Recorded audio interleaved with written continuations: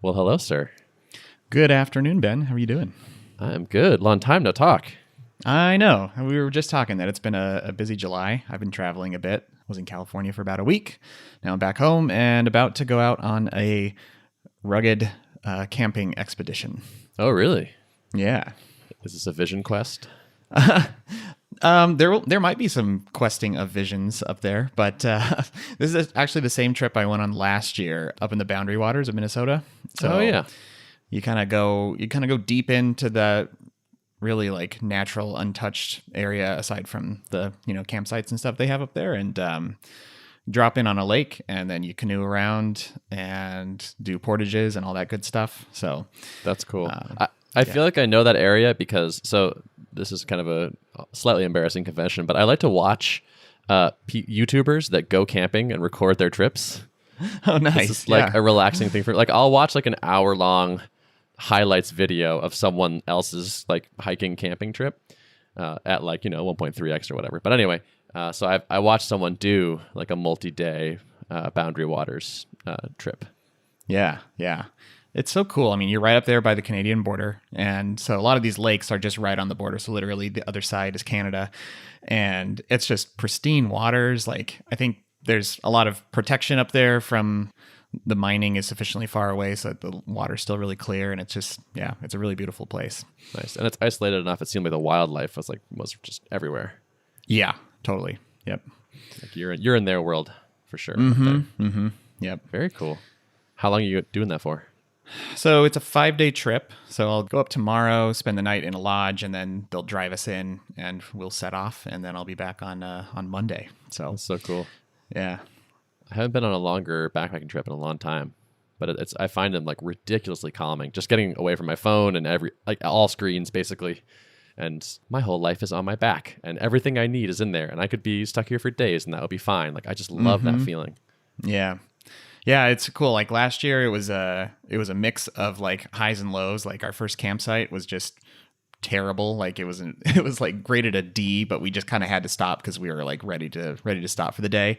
It was just kind of a little bit overgrown and had tons of bugs and stuff. But then our second campsite was the complete opposite. It was like on this perfect geographic spot where there were almost no bugs and a nice breeze, and it was just it was perfect. So kind of getting that contrast of like, oh, this is how bad it can be, and then kind of the opposite is fun too. Yeah, there's this thing in this concept they have in Outward Bound called sensible deprivation, where it's like this idea that like a little bit of suffering is kind of good for you. Yeah. Makes you appreciate things more. Totally. I definitely came away feeling like I can't wait to do this again. But yeah, it was like definitely not all easy. So. Oh yeah, for sure. Cool. Not unlike startups. Yeah, definitely. Yeah. Perfect segue. So I'm having a good day. We just shipped a major feature. Ooh, nice. Do tell. Yeah. So I would say the thing that people have been asking for more than just about anything feature-wise has been video support, because it's kind of hard to tell when you're pairing with someone if they're still into it. Like if all you have is their voice, like are they still paying attention? Are they even there? Is it time for a break? We have some customers who say they were using Zoom for video and the Tuple for the actual remote control and screen share. It just was like a drumbeat of people asking for it, and we just finally shipped it. Wow, that seems like it would be a major effort. Was it? So I was talking to somebody, and he was actually a person who wanted to cancel. And one of the reasons he wanted to cancel was this lack of video support. He's like, we really need this. And he's like, Zoom has faces, and its remote control is not as good. So we like yours better, but given that we want faces anyway, we just use Zoom. And I was like, yeah, I totally hear you. There's a lot of people that want the face cams. Like it's coming. And he was like, so this is just like take or leave this advice. But I'll tell you, he's the founder of another software company. He said, I started off working on this company as a side project, and all my customers were asking me for this one complicated feature, and it really intimidated me. And so I kept putting it off and kept putting it off. And then one day I was finally just like, all right, I'm just going to hammer this thing out. And just spent like a few weeks figuring it out and ended up putting something together that he really liked and shipped. And he said that was really the turning point where it went from like kind of a hobby side project to something that real businesses could use. Like it really dramatically affected the product market fit.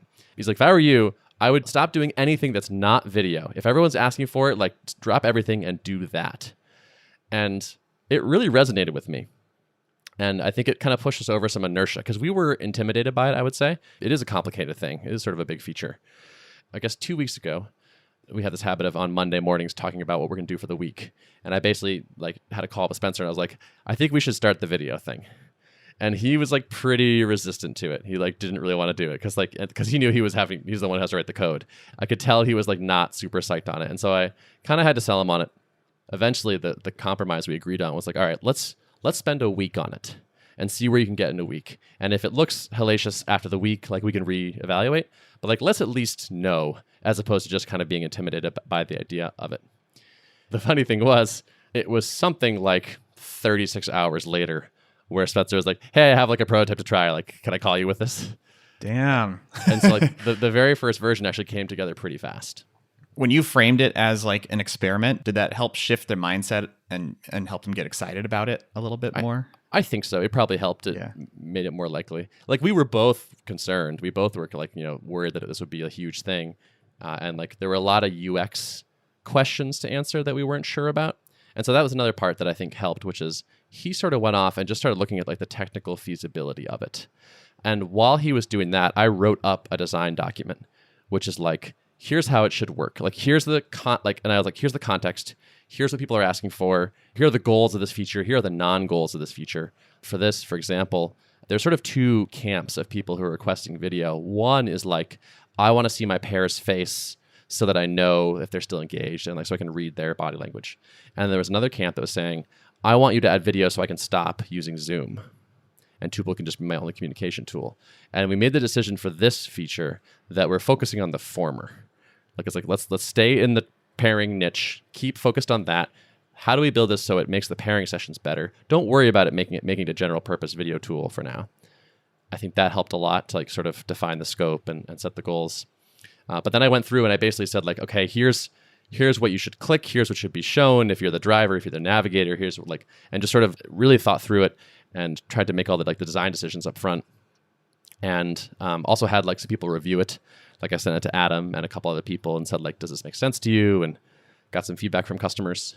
Basically, after a couple days, Spencer had sort of a basic prototype of it working, and I had figured out at least the big picture UX for it. And I think that really helped accelerate and like de-scarify it. That's good teamwork to kind of offload the burden of figuring out all of that from the person who's kind of diving into the tech. It seems like a nice dividing line. Totally. And Spencer is a bit of a beast where if you give him a list of things to do, he would just like kind of like will crank through that. I think he finds that like very motivated and focusing. And so like when I'm like, it should work like this, like, in this case, and it should do this when this happens. And like, he can just turn that into a list of to-dos and just like kind of blast through it. He's very good in that scenario. So I think the combination of that really helped. As you were getting requests for this, I mean, I'm sure you get requests for other things where you feel like pretty confident in saying like, nope, that's outside the scope of what we want to do. So like, how did you gain confidence that like this was one of those big undertakings that was actually worth biting off and veering from your initial inclinations? Was it did you kind of examine and say like the main reason why we don't want to do this is because we're just afraid of the magnitude, but otherwise, yes, it would be a good thing to add to the product, or kind of talk? Yeah, it was mostly that. I would say that even in our initial visions of the product, we thought a face cam would be a good idea. It didn't take much convincing that it was good. It was very much in our like sort of mental roadmap. And I had that experience with like using Tuple with customers where I'd be like, I wish I could just like look at them right now. Occasionally I would like pop open Photo Booth, which like shows a live feed of your webcam on your desktop. And so they'd be like, oh, cool. How do I do that? And I'm like, oh, you can't really. I'm just kind of faking out this thing. And so it was like, even like that sort of hack version of like show somebody my face, people responded positively to. And so it was just pretty clear that we wanted it. We needed it. And like I said, we had lots of customers who were telling us like, I'm using 2 apps for this right now. Like I run Zoom on a second monitor. And we're like, it's kind of a bummer that you need to do that. That sounds like a lot of extra work. Cool. And so you shipped it. So this made it out in time for your August launch. Mm-hmm. Yep. Yeah. There was a little concern around that, like pushing new stuff before that. We have one other thing in the pipeline that I think will also ship. That's like a decent technical lift. All I've committed to is August. So it's like, if it's August 1st, if it's August 20th, like, yeah, technically they both count. So we have a little bit of wiggle room if we like happen to discover that, wow, there's so many bugs, we got to figure this out. Maybe I'm being pessimistic. I don't expect like an enormous influx in August. Like hopefully we'll get a nice bump from it, but we've been building this email list for so long and inviting people from it that like I think a lot of that like pent up demand is already satisfied. from the people that already know about us. So hopefully this launch will expose us to a lot of additional people. I don't think it's going to be hundreds of customers. I'd be surprised if there were that many. But it feels good. It feels great to ship it. And like, I just used it today. Like, I was talking to Adam. He's like, hey, like, he was getting my thoughts on something. He's like, oh, you want me to like Tuple you real quick? And I was like, yeah. And so we did. Then we turned on the video and it's like, oh, this feels so much better. Like, sometimes you just want to see people's faces. Mm-hmm. Have people started using that phrase, Tuple you? I'll Tuple you? Yeah, it's happened. I've seen nice. it. We use Kinda it. rolls off the tongue. Yeah, it's not bad. It kind of works. It was funny, like where the intimidation, I think, kept us from doing this for a while. And I'm really glad we got that push from that customer. I emailed him too and said, by the way, like you were a big part in us getting this done so quickly. And it was like 3 weeks or something from that initial email from him to it actually being live. So like in the end, like we were concerned it would be months of work and there were all of these complicated UX things that we couldn't figure out how to do. And like once we actually sat down and I wrote a design doc and Spencer like looked at the tech, it was like, oh, actually we can do this. Nice. I've been seeing Steve tweeting about some design stuff for the new marketing site. How's that coming along? It's coming along nicely. I think it's looking like really good. I would say it's actually probably just about launchable. That might even happen this week. He was just finishing up an illustration for the hero section. And I think that's the final version of that is done. He is now, like, I think, rolled off that to like work on his LayerCon talk, which is coming up. So we may need to wait a little bit if there's like last minute changes we want before we launch. But we may be able to just like take what's there and put it out there, which is cool. It'll be great to have like a better internet presence. I think I said that on this podcast, but like people have straight up told me like, it's hard for me to sell this to my boss because your website just looks like kind of like you're not really a thing. Have you done a lot of the copywriting on that? Yeah, I did all the copywriting for it. Nice. Yeah, and I think it's pretty okay. It's not bad. We ended up keeping some of that same like hero section from before, where it's like, you know, we left Screen Hero and it went away and blah blah blah, so we wanted to replace it, that kind of thing, because that language resonated really well with people. But we have sort of a lot of new sections which are like, hey, we actually have features, and here are the things we thought about and why you might like it and why it's specifically tailored to programmers, and testimonials from real people actually using it, that kind of thing. Nice. Yeah. And a demo video. Oh, nice. Yeah. Cool. It's real. It's not vapor. Yeah. It'll be great to be launched just because I would say like one person in like 150 will email me and be like, I'm not trying a beta. Like, who do you think you are charging money for a beta? And I just want to be like, it's not a beta, but whatever. I'm like, I get it. Like, I'm never going to shake this until you can like publicly sign up for it on a website, I think. So it's just like, fine. We're just going to do it. Yeah. It'll be good to get out from under that perception. Mm-hmm. Yeah. Yep. And I think there are probably companies in particular that would just never try a pre-release product or like an early access product. They're just like, that's not in their DNA. They want SOC2 certification and such.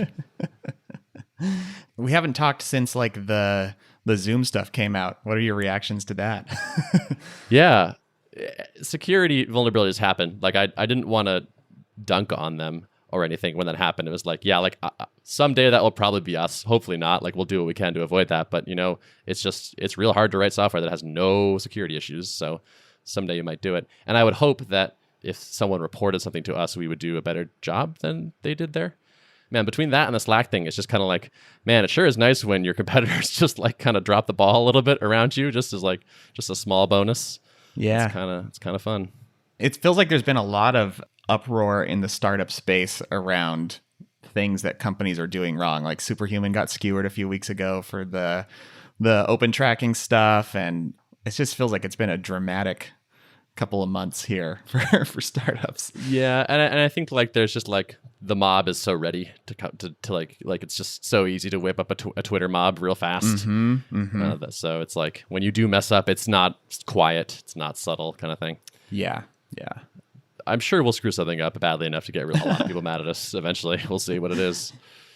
If you manage to stir up that big of a mob, then that means you're probably having a pretty big influence on the ecosystem. So yeah, you know. Although I bet it still doesn't feel good, you know? No, I doubt it. Yeah. I can only imagine like, yeah. And then your problems just like change scope or they change type, where it's like, oh, like you go from like, oh, we're trying not to die, like running out of money, to like, oh man, like how do I run a team of 5? This is so much harder than I thought it would be. How do we communicate? Blah, blah. Like just the problems just shift. But that's okay. That's kind of what I signed up for. That's what keeps me interested, is like when things are different. So I look forward to making glorious new mistakes every couple months. Yeah, they talk about too, like as your business grows, you go from making $100 mistakes to $1,000 mistakes to $50,000 mistakes, and then you may find yourself making $1,000,000 mistake. But you kind of have to still not become like paralyzed by fear of making these types of mistakes. You just have to know that like as the business grows, the magnitude will also grow of the potential mistakes you might make. Totally. Yeah. Yeah. Speaking of mistakes I might make at some point, I know we talked about this a little bit in the past, which is like, is it ever right to ignore something that a lot of people are asking for? And the thing that keeps coming to my mind for that is a free trial. We get really good conversion off our people that actually start a trial and a lot of expansion from that. And so it's like, well, if we get really good conversion and lots of expansion, don't you want a lot of people on the top of that funnel? And it's like, yes, there are downsides, support and things like that. But like maybe people keep asking me, like they straight email and say, I want to use it. I pitched my manager on it and he's not willing to pay for something that we can't try. Can you give us even a free trial? And he said for 1 day. Like it's just like that we just tried a little bit and then like we'll decide. It's like it's kind of hard to say no to that. Yeah. Yeah. What are your thoughts on that? I could potentially be a customer of Tuple if I had a team, and if I were in a buying position, like I've come to kind of just expect like, oh, this tool looks like it would work well for me, but I really would like to try it out before I have to pay for it. Like I would probably be one who would expect a free trial also. And so it would make logical sense to me to offer that. And I guess like what would be the downsides besides maybe increased support load? It's not like increased call volume is really costing you in terms of server bandwidth because it's going peer to peer. So I guess, I don't know. I don't see too many downsides to opening up a free trial. Yeah, I sort of don't. I guess support is kind of the biggest one. Yeah.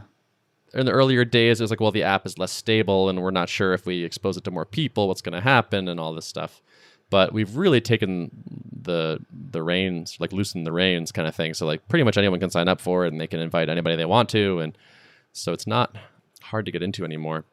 And so it's like, what is the benefit still? I guess, I mean, we make some money from the paid trials and whatnot, but we make a lot more money when someone signs up and then ends up subscribing with 15 or 20 engineers.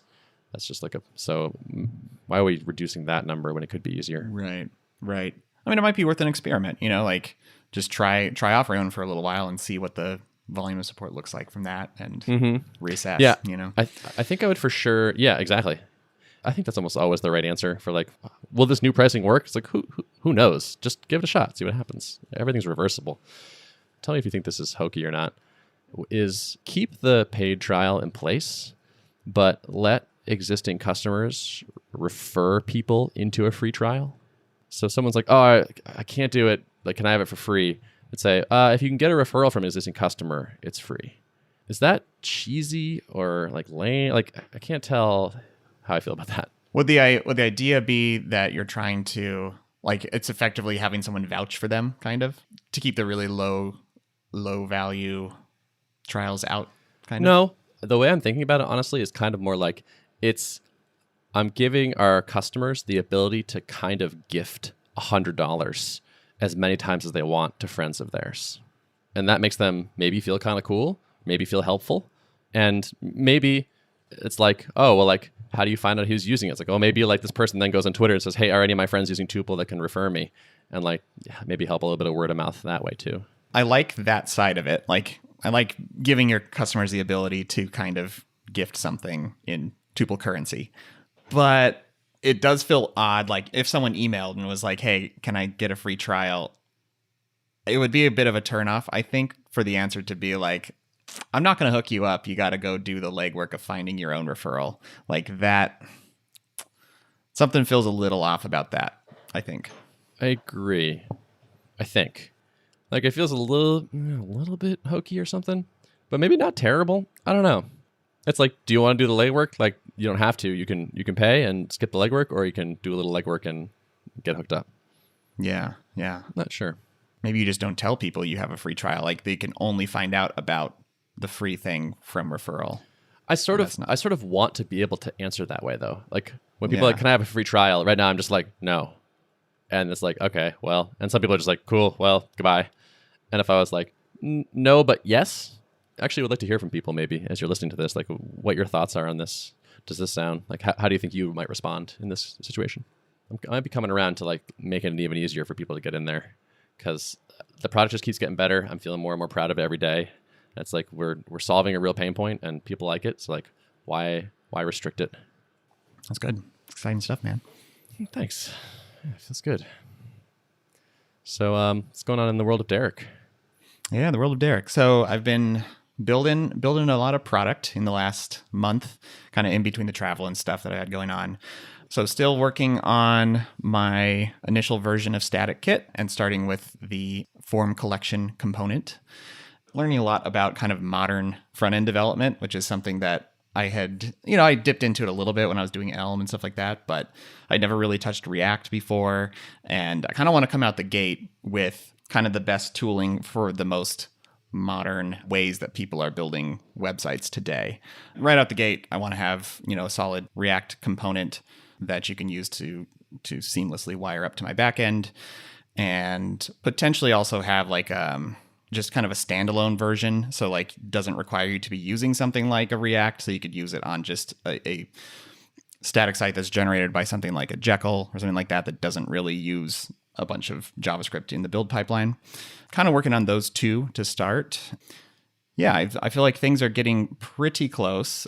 So I had initially said July as my kind of initial launch date for this, and didn't specify a day in July. So I might still make it by the end of July. We'll see. I kind of have a last minute additional trip to California planned, some family stuff going on. So that was not in the plans, but we'll see. We'll see what happens. The product is feeling good to me, and it's feeling like it's still staying pretty narrow in scope. And so, yeah, I'm excited to put it in people's hands and kind of see what the response looks like. That's cool. So your plan from before, if I remember, is kind of to keep it light and tightly scoped and very much like determine your future based on the reaction. Yep, exactly. So, I'm not making a ton of assumptions about, the type of person it's going to be most valuable to. So from what I can tell from the folks I've spoken to a little bit casually about it, like some people are looking for a nicer way to like put a form on their website that hooks into like an email system, because that process is not super smooth.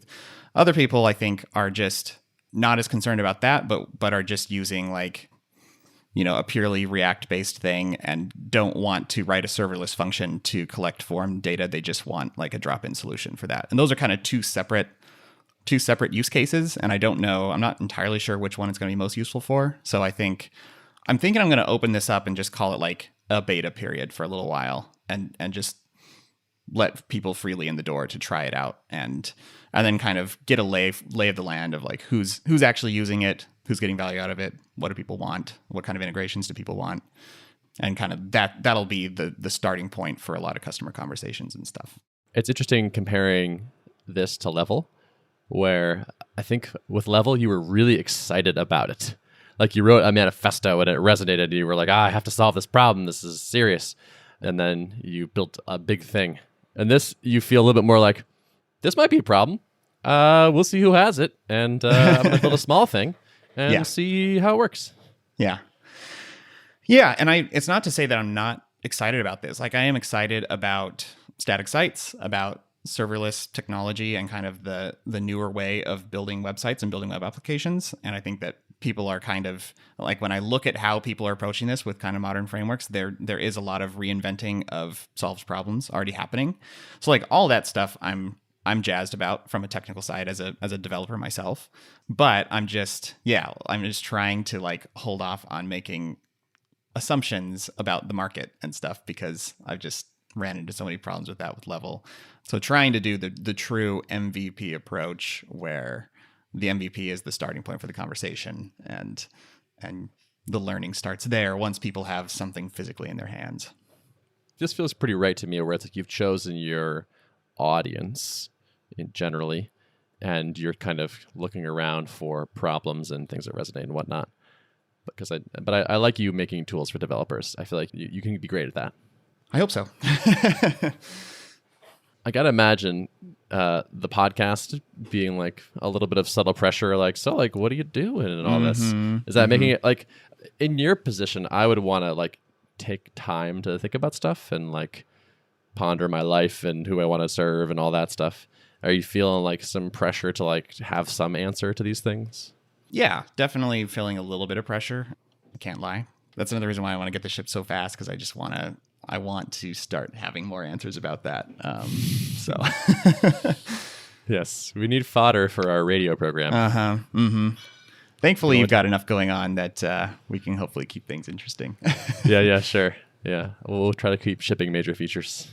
Yeah, good. Or maybe we can cause like a giant drama. Maybe I'll just like make one of those mistakes now and like make some people mad. Install a hidden web server on someone's machine or something, and yeah, or like a hidden remote control screen sharing server. It's not even hidden; it's right there. Yep. Cool. I filled out a security form the other day. Oh, you did it? I did it. It wasn't too bad. It was a Google form, and so I could just like see the whole thing, and I was like, all right, this is not terrible. And the company that wanted it was like big, and I was like, well, okay, fine. Yeah. Spencer's been kind of on me about this, or like not on me, but like he CC'd me on this tweet where someone was like, I think Ian Landsman said something like, yeah, like enterprise customers are a huge pain in the ass, and then they just like pay you 10x what all your other customers are, and they never ask you for anything, and they stay subscribed for years. Yeah. And Spencer was just like, CC Ben, who complains about this all the time, and I was like, all right, fine. So, I mean, I guess the ROI is there if it really is like mostly front loaded on like the nastiness, and then from then on it's just kind of it does seem to be like we've had a couple customers where it's like it was annoying to get them in, but then like after they try it, they're like, yeah, we want to do annual for this many people, and it's like that's thousands of dollars that for not that much work. So yeah. And they might even keep paying. Like, who knows? Like, that could be an annual contract for years. So, are there certain like certifications that you can get that would like kind of rubber stamp over a lot of what these enterprises want? They're definitely like SOC 2 seems to be a big one. There's ISO 27001 or something. I don't know. There seem to be a couple of these. They appear to be really onerous to get based on my very light investigation. But we're getting less and less pushback. So now we have like a pretty good security write-up. So like when people are like, oh, like I need to have you talk to IT so they can do a review, and I say, great. By the way, start here, and it's got like we got like a full like architecture diagram. We talk about how we encrypt things, where the data lives, what we agree to, and that really has been short-circuiting a lot of things.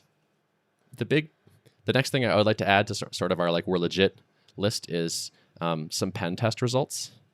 So I was actually planning on tweeting like, what's a good like kind of startup friendly, scrappy way to get a decent pen test done?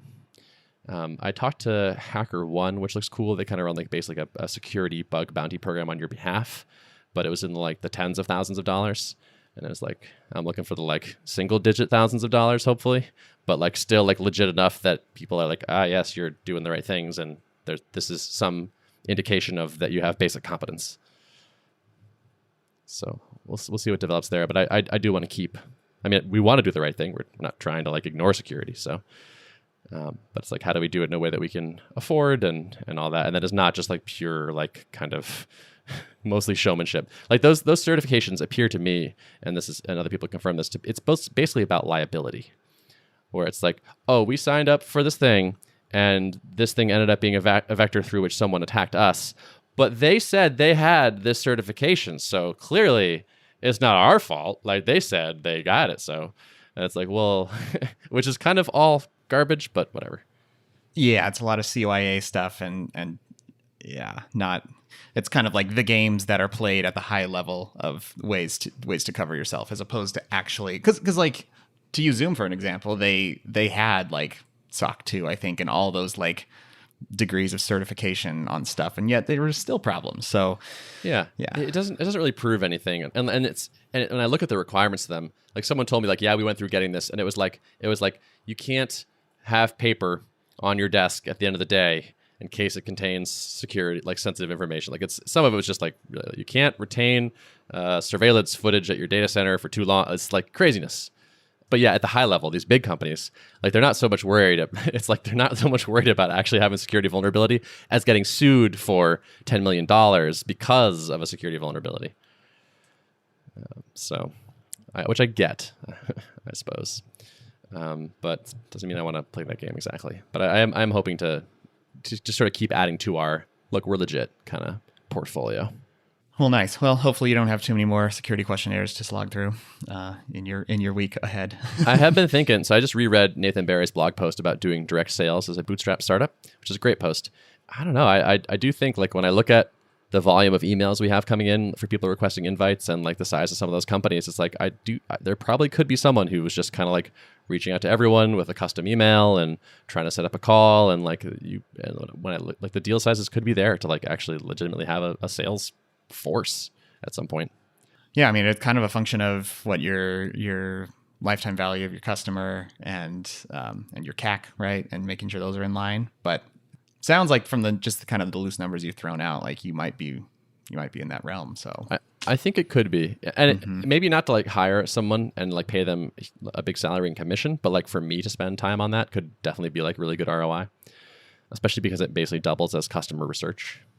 This is kind of a bogus stat, I'll admit, because we don't have enough customers for the stat to really mean anything yet. But so far in the last 30 days, our expansion revenue is more than our churned revenue.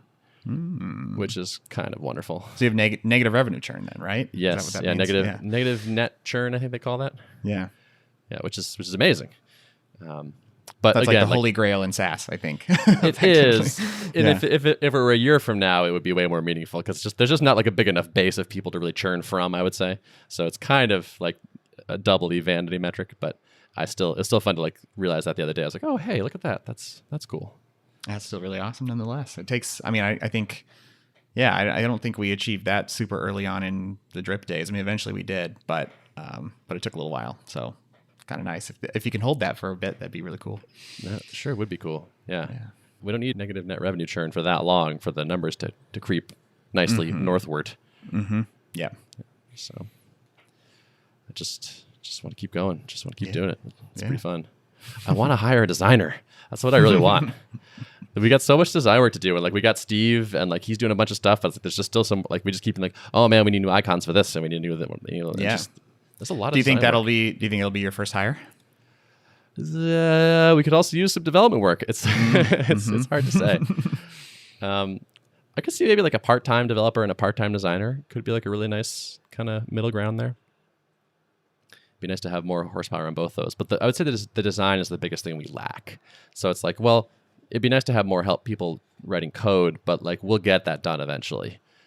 None of the three of us are particularly good at design, so that just kind of doesn't get done.